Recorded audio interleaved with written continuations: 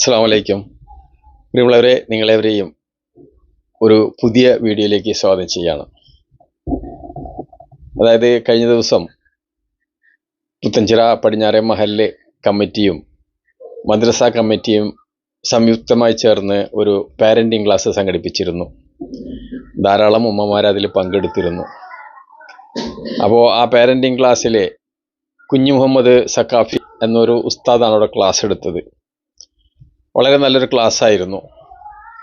അപ്പോൾ ക്ലാസ് തുടങ്ങുന്നതിൻ്റെ മുന്നോടിയായിട്ട് ഔപചാരികമായിട്ടൊരു സ്വാഗതവും അതുപോലെ തന്നെ ഒരു അധ്യക്ഷ പ്രസംഗമൊക്കെ ഉണ്ടായിരുന്നു. അപ്പോൾ സ്വാഗത പ്രസംഗം നടത്തിയത് മദ്രസയിലെ സദർ ഉസ്താദായ AP റഷീദ് ഉസ്താദാണ്. അപ്പോൾ അദ്ദേഹത്തിൻ്റെ സ്വാഗത പ്രസംഗത്തിൽ എന്നെ ഏറെ സ്വാധീനിച്ചൊരു കാര്യമെന്ന് പറയുന്നത്, നമ്മുടെ കുട്ടികളൊക്കെ ഇന്ന് മദ്രസയിൽ പഠിക്കുന്നവരാണ്. 99% നമ്മുടെ മക്കളും മദ്രസ വിദ്യാഭ്യാസത്തിനായിട്ട് പോകുന്നവരാണ്. അപ്പോൾ ഒരു മദ്രസ വിദ്യാഭ്യാസത്തിന് വേണ്ടി നമ്മൾ അയക്കുമ്പോൾ ആ കുട്ടി ആ ക്ലാസ്സിൽ എത്ര മണിക്ക് എത്തണം, അതുപോലെ തന്നെ എങ്ങനെയായിരിക്കണം ആ കുട്ടി മദ്രസയിലേക്ക് വരേണ്ടത്,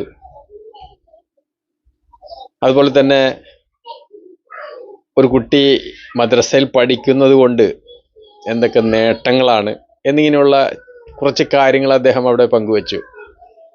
അപ്പോൾ എനിക്ക് ആ പ്രസംഗം കേട്ടപ്പോൾ തീർച്ചയായിട്ടും അത് നിങ്ങളുമായിട്ട് ഷെയർ ചെയ്യണമെന്ന് തോന്നി.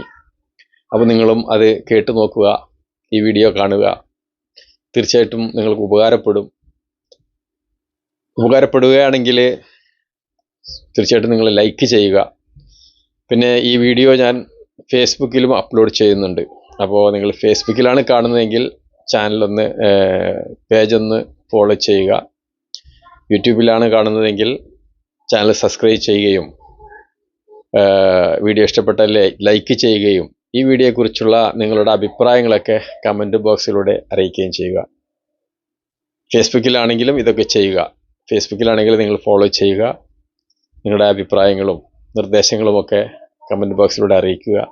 വീഡിയോ ഇഷ്ടപ്പെട്ടാൽ ലൈക്ക് ചെയ്യുക. ഏതായാലും നിങ്ങൾക്ക് ഒരുപാട് ഉപകാരപ്പെടുന്നൊരു വീഡിയോ ആണിത്. കുറഞ്ഞ സമയം മാത്രമാണ്. പിന്നെ മറ്റൊരു കാര്യം, ഈ പരിപാടി എന്ന് പറയുന്നത് ഏകദേശം 1.5 മണിക്കൂറിൽ കൂടുതൽ ദൈർഘ്യമുള്ള ഒരു പരിപാടിയായിരുന്നു.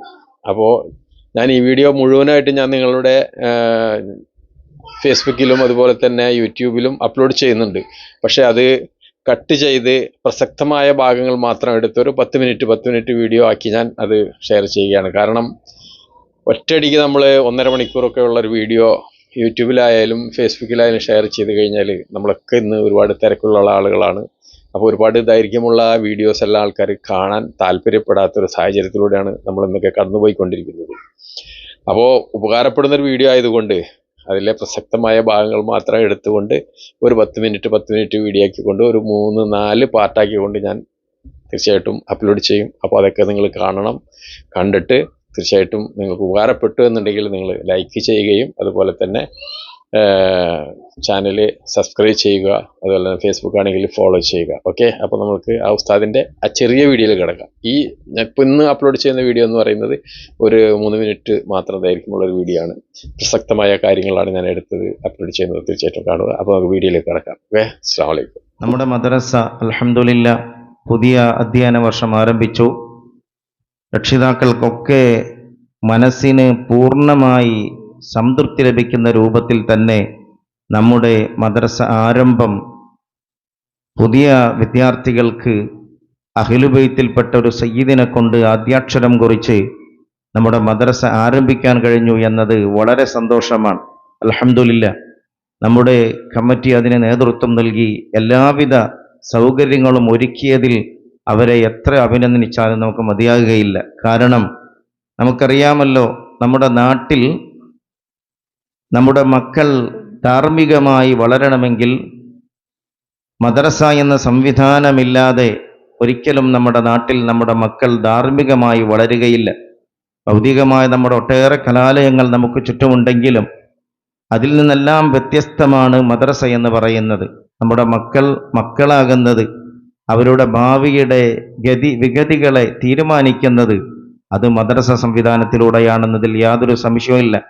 അവരെ ധാർമ്മിക ബോധമുള്ളവരാക്കുന്നതും അതുപോലെ അവരെ അധാർമികതയിൽ പ്രവർത്തിക്കുന്നവരാക്കി മാറ്റുന്നതുമൊക്കെ അവരുടെ ചെറുപ്പകാലത്തിലുള്ള അവരുടെ ശരിയായ ശിക്ഷണമനുസരിച്ച് കൊണ്ടായിരിക്കുമെന്നതിൽ യാതൊരു സംശയവുമില്ല.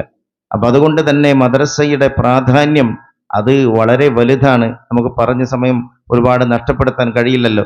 അപ്പൊ അതുകൊണ്ട് എൻ്റെ പ്രിയപ്പെട്ട രക്ഷിതാക്കളോട് ഓർമ്മപ്പെടുത്താനുള്ളത്, ഇത് വളരെ പ്രാധാന്യത്തോടുകൂടി ഇത് നാം കണക്കിലെടുക്കുകയും ഇതിന് നമ്മുടെ മക്കളെ കൃത്യമായി മദ്രസയുടെ ടൈം അത് കൃത്യമായി നാം തന്നെ അതിനു വേണ്ടി മുൻകൈയെടുത്ത് കുട്ടികളെ 7 മണി എന്ന് പറഞ്ഞാൽ 6:50 ഫസ്റ്റ് അടിച്ച് 7 മണിക്ക് സെക്കൻഡ് അടിക്കുമ്പോൾ അവിടെ നടക്കുന്നത് ഫാത്തിഹ എന്ന വലിയൊരു പ്രാർത്ഥന നമ്മൾ നിർവഹിക്കുമ്പോൾ നമ്മുടെ മക്കൾ ആ പ്രാർത്ഥനയിൽ ഇല്ല.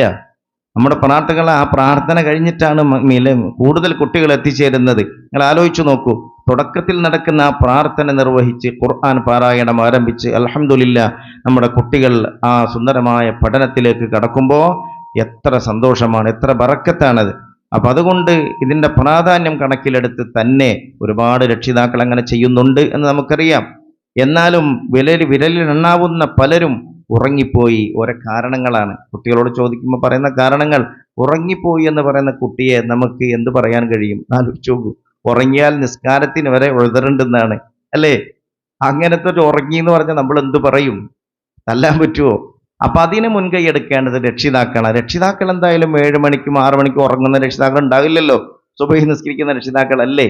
അപ്പൊ അതുകൊണ്ട് അവരെ നേരത്തെ എഴുന്നേൽപ്പിച്ച് അത് കൃത്യമായി നല്ല വസ്ത്രങ്ങൾ അണിയിച്ച് അവരെ കൃത്യമാക്കി മദ്രസയിലേക്ക് പറഞ്ഞയക്കാനുള്ള നല്ലൊരു ചിന്താഗതി നമ്മുടെ രക്ഷിതാക്കളിൽ ഉണ്ടാകണം. അല്ലാഹു തൗഫീഖ് ചെയ്യുമാറാകട്ടെ.